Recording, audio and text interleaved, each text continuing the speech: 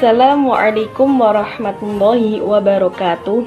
Perkenalkan, nama saya Nuria Meka Arfa, NIM 1903096024. Di sini saya akan menjelaskan tentang biografi Imam Al-Ghazali dan Imam Al-Ghazali seorang filsuf. Biografi Imam Al-Ghazali. Al-Ghazali, nama lengkapnya ialah Abu Hamid Muhammad bin Muhammad Al-Tusi Al-Ghazali, lahir pada tahun 450 Hijriah atau 1058 Masehi di desa Tus, wilayah Khorasan, Iran. Namanya kadang diucapkan Ghazali, 2Z, artinya tukang pintal benang, karena pekerjaan ayahnya seorang tukang pintal benang wol. Sedangkan yang lazim ialah Ghazali, 1Z, diambil dari kata Ghazalah, nama kampung kelahirannya. Al-Ghazali belajar di tempat asalnya, yaitu Tus. Di sini, ia belajar ilmu fikih pada seorang ulama yang bernama Ahmad bin Muhammad Ar-Razakani. Setelah itu, ia belajar di Jurjan pada Imam Abu Nasr Al-Ismaili, di mana ia menulis suatu ulasan dalam ilmu fikih. Al-Ghazali melanjutkan studinya di Naisabur pada seorang ulama terkenal, yaitu Imam Al-Haramain Abu Al-Ma'ali Al-Juwaini. Di sini, ia belajar madhab fikih, metode retorika, logika, dan juga ilmu filsafat, sehingga melebihi kawan-kawannya. Al-Ghazali seorang filosof. Polemik Al-Ghazali dengan para filosof yang ia tuliskan dalam karyanya yang terkenal, yaitu Tahafut Al-Falasifah, membuat sebagian orang memandang bahwa Al-Ghazali adalah orang yang anti filsafat, anti rasio, dan seorang ulama ortodoks semata. Dari sini kemudian Al-Ghazali banyak mendapat kecaman karena dituding sebagai seorang yang bertanggung jawab memundurkan capaian intelektual umat Islam. Selain itu, pernyataan bahwa Al-Ghazali adalah seorang yang gigih menentang filsafat tidaklah salah sepenuhnya apabila kita hanya menelaah buku tahafut saja. Namun menjadi lain persoalan jika kita melihat dan membandingkannya dengan karya-karya Al-Ghazali yang lain, di mana dengan jelas terlihat bahwa pemikir perkebangsaan Persia ini tidak lantas diartikan bahwa ia seorang anti rasio. Kritisisme cendekiawan Muslim ini sejatinya tidak dalam rangka membunuh kreativitas intelektual umat Islam, karena ia sendiri memberikan apresiasi yang positif terhadap akal sebagai salah satu instrumen mencari pengetahuan. Cukup sekian yang bisa saya sampaikan. Wallahul muwaffiq ila aqwamit thoriq. Wassalamualaikum warahmatullahi wabarakatuh. Assalamualaikum warahmatullahi wabarakatuh. Perkenalkan, saya Nifa Sofiani, NIM 19030966025. Di sini saya akan menjelaskan tentang corak tasawuf Al-Ghazali dan pemikiran Al-Ghazali tentang epistemologi. Corak tasawuf Al-Ghazali. Yang menarik dalam sejarah hidup Al-Ghazali adalah kehausannya akan segala macam pengetahuan serta keinginannya untuk mencapai keyakinan dan pengetahuan hakikat sesuatu.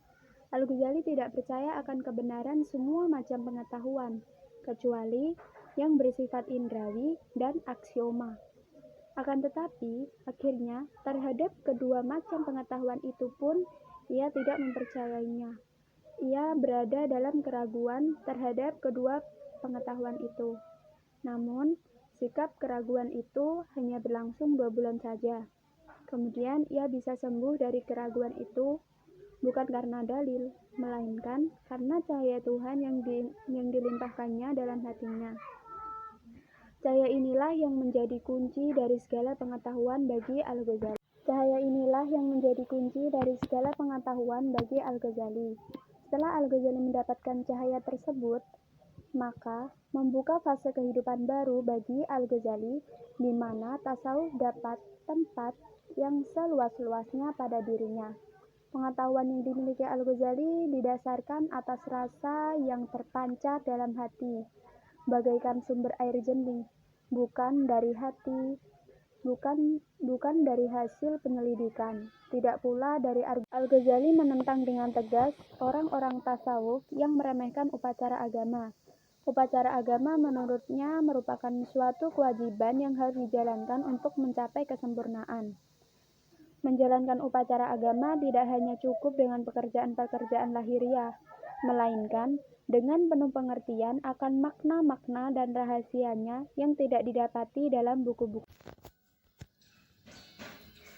Pemikiran Al-Ghazali. 1. Epistemologi. Pada mulanya, Al-Ghazali beranggapan bahwa pengetahuan itu adalah hal-hal yang bisa dilihat dengan mata, tetapi kemudian ternyata panca indera juga bisa berdusta. Contohnya bayangan rumah, kelihatannya tak bergerak, padahal terbukti bayangan itu berpindah tempat.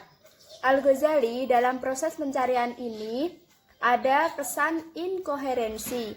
Ia hanya mencari kebenaran yang universal melalui keyakinan, namun yang tercapai adalah kebenaran individual melalui al-zawaq.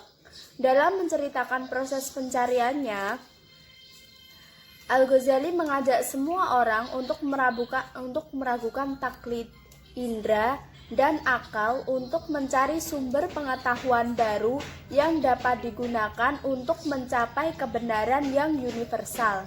Tetapi jalan keluar yang diperolehnya dengan menemukan intuisi atau al-zawaq menunjukkan bahwa yang diselamatkan dari keraguan yang telah ia ciptakan itu adalah orang-orang tertentu saja, sebab intuisi dan segala yang diperoleh daripadanya bersifat individual dan dicapai oleh orang-orang tertentu.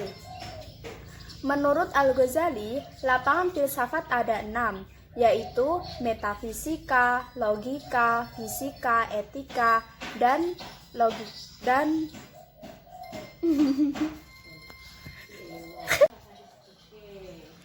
Menurut Al-Ghazali, lapangan filsafat ada 5, yaitu matematika, logika, fisika, etika, dan metafisika.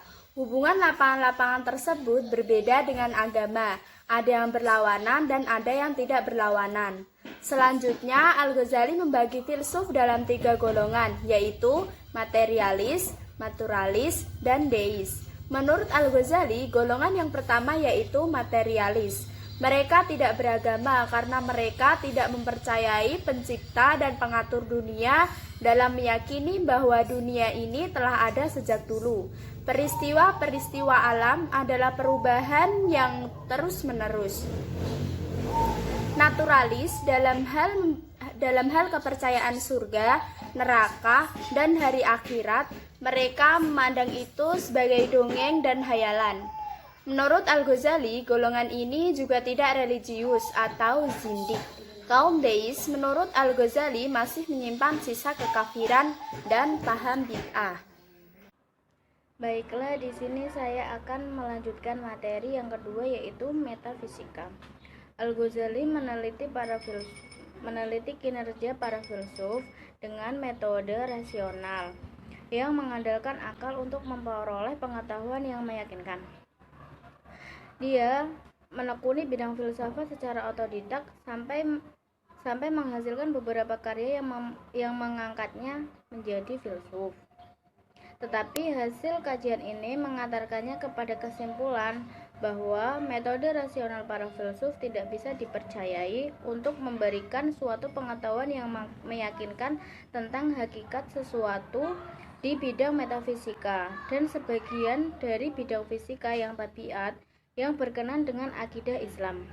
Meskipun demikian, Al-Ghazali tetap memberikan kepercayaan terhadap kesahihan filsafat-filsafat di bidang lain seperti logika. Kemudian yang ketiga yaitu etika. Mengenai filsafat etika Al-Ghazali secara sekaligus dapat kita lihat pada teori tasawufnya dalam buku Ihya Ulumuddin. Dengan kata lain, filsafat etika Al-Ghazali adalah teori tasawufnya itu.